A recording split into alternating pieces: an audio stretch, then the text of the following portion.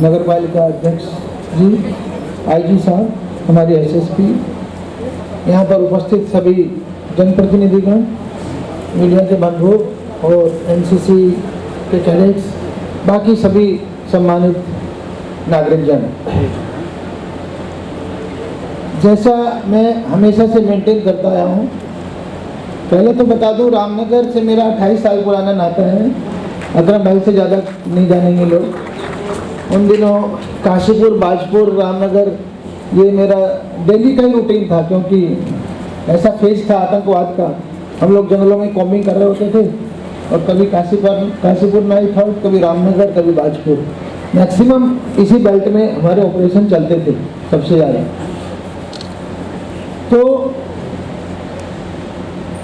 मैं जो कह रहा था कि मेरा दिल से मानना है कि अच्छी पुलिस व्यवस्था वो है जो लोगों से मिलकर की जाए, क्योंकि पुलिसिंग लोगों के लिए की जा रही है। पुलिसिंग हम अपने लिए नहीं कर रहे, समाज के लिए कर रहे, लोगों के लिए कर रहे हैं। तो अच्छी पुलिस व्यवस्था वही होगी जो आपके साथ मिलकर की जाए। इसलिए समय समय पर हमें आपके बीच आना जरूरी है, ये मैं सोचता हूँ। और हमारा टारगेट है कि पुलिस को संवेदनशील बनाए, रिस्पॉन्सिव बनाए, जवाबदेह बनाए, उसकी एक्टिव बनाए, जिससे कि रिस्पॉन्स टाइम कम हो हमारा और लोगों की शिकायतें सुनी जाए, पीड़ित को न्याय मिले, गरीबों को असहाय को न्याय मिले। ये मेरा पूरा प्रयास रहा है पूरे कैरियर में। तो वही उसी कड़ी में आज आपके बीच आए हैं। वैसे काफ़ी बातें हो गई, मैं बहुत लंबा तो नहीं खींचना चाहूँगा। जो 2-3 पॉइंट जो निकल कर का है, एक तो आपने सबने अपेक्षा की है कि ये जन संवाद थोड़ा रेगुलर इसकी फीचर होनी चाहिए, तो इसको हम एक सिस्टम बना देंगे अभी कि हर थाने में 3 माह में एक बार क्वार्टरली जन संवाद होगा, ठीक है, हर थाने में। उसमें कभी रोटेशन से थानाध्यक्ष ही कराएंगे, कभी सीओ, कभी एसएसपी, कभी आईजी साहब, मतलब पर हर 3 महीने में एक बार ही इस तरह का एक इंटरेक्शन सेशन जरूर होगा, जिससे लोगों के इश्यूज़ को समझा जा सके। बाकी जो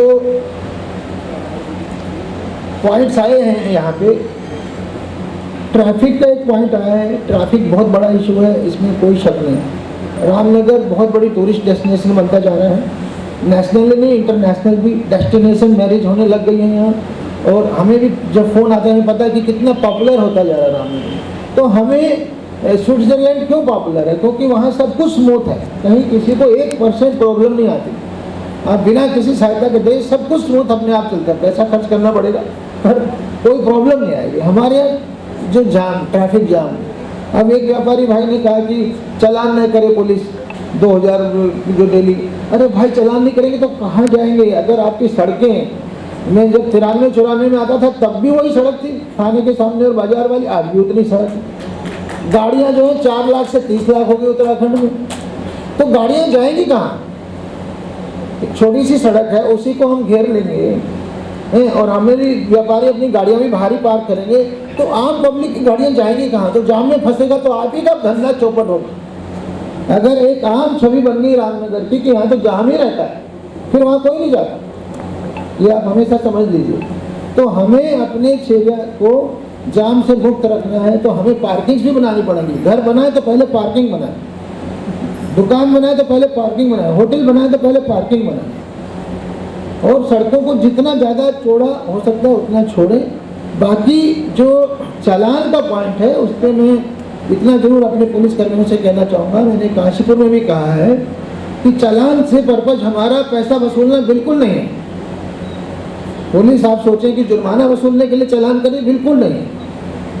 और जो ऐसा कुछ कर रहे हैं तो उनको मैं हिदायत दूंगा कि वो ऐसा ना करें।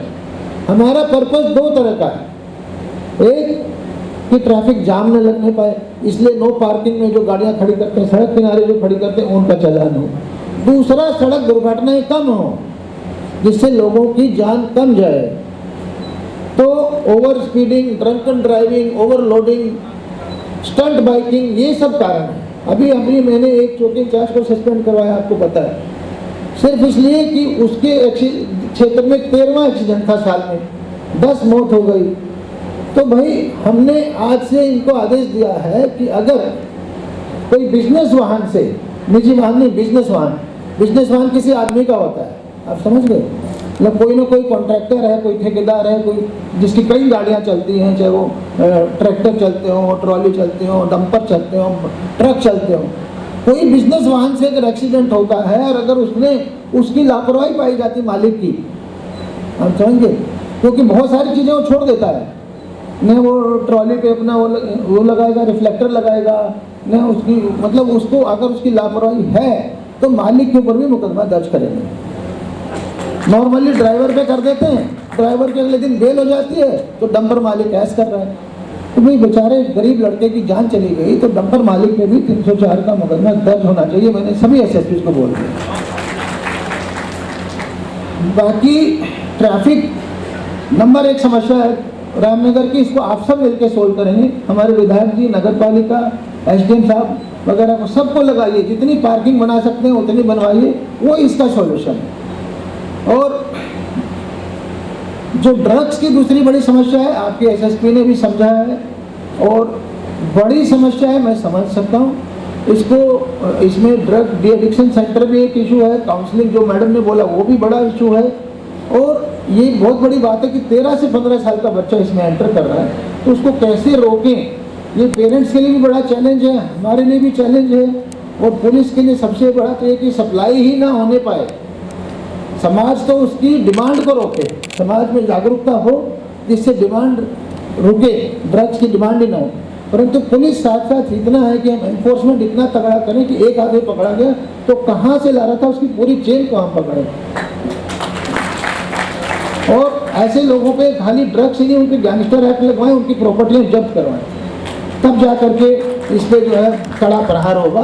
तो ये हम कोशिश करेंगे कि ड्रग्स पे कड़ा प्रहार हो।